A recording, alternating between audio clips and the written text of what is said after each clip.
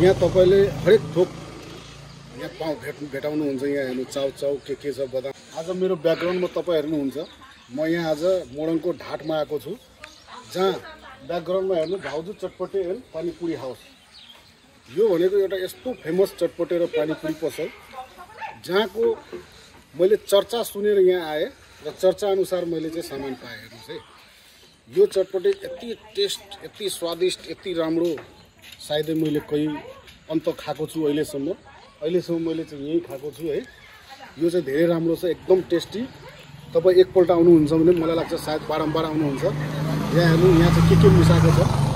यहाँ तपाईँले हरेक थोक यहाँ भेटाउनुहुन्छ। यहाँ हेर्नु चाउचाउ के छ बदाम सब मिलाएर जे होस्।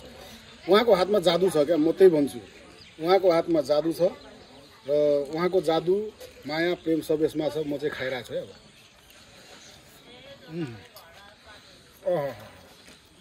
धेरै मजा आयो। सायद यस्तो अन्तै भेटाउँदैन जस्तो लागिरहेछ मलाई।